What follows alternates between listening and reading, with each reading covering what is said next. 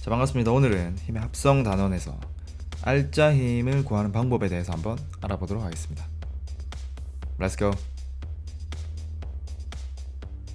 지난 시간에 우리는 벡터란 무엇인가에 대해서 이야기를 해봤고요.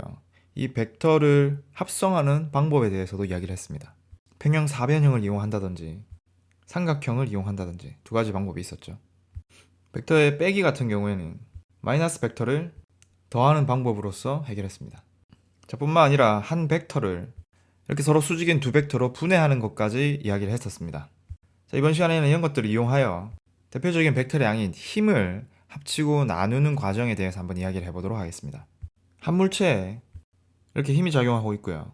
이렇게 두 가지 이상의 힘이 작용할 때 이를 하나의 힘으로 나타내는 것을 우리는 알짜 힘이라고 이야기를 합니다. 물리 공식들에서 사용하는 힘이라고 하면 대부분 이 알짜 힘을 의미를 하죠. 이렇게 F는 ma라는 뉴턴 제2법칙에서도 이 F는 알짜 힘을 의미를 하고요.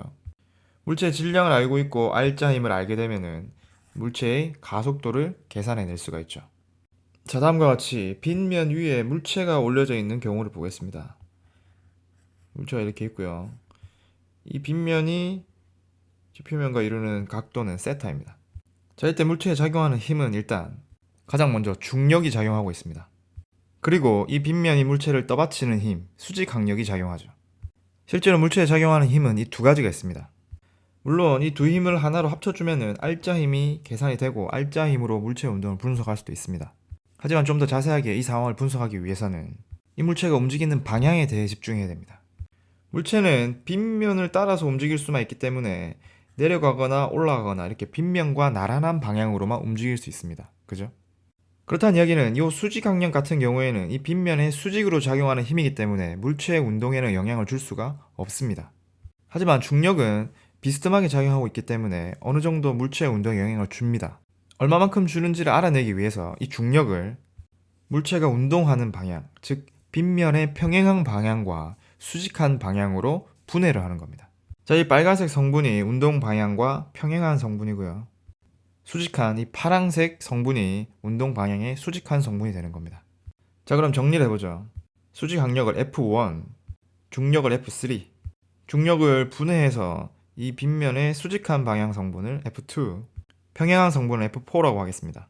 자, 여기서 조심해야 될 점은 이 F3를 F4와 F2로 분해해서 지금 생각하고 있는 겁니다. F2와 F4를 이야기를 할 때는 F3는 이야기를 하면 안 되겠죠.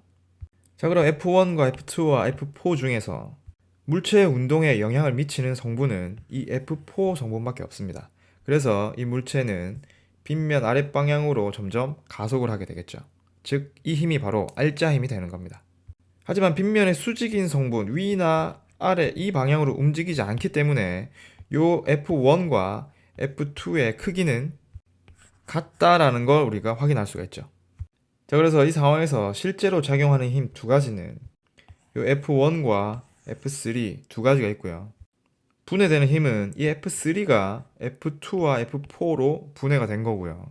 평형을 이루는 힘은 바로 이 F1과 F2가 되겠죠. 그리고 마지막으로 이 물체의 운동에 영향을 미치는 알짜 힘은 F4가 되는 겁니다. 자, 이를 좀 더 수학적으로 한번 표현해 보도록 합시다. 빗면 위에 물체가 있고요. 빗면의 각도는 세타입니다. 물체의 질량을 m이라 두면 먼저 물체에는 mg 크기의 중력이 작용하죠. 그리고 이 빗면이 물체를 떠받치는 수직항력이 작용하고 있습니다. 이번에는 이 중력을 물체의 운동 방향과 수직인 방향, 수평인 방향으로 분해를 해보죠. 이때 요 각도가 세타와 같기 때문에 빗면의 수직인 성분은 요 직각삼각형으로부터 mg 코사인 세타가 되고요.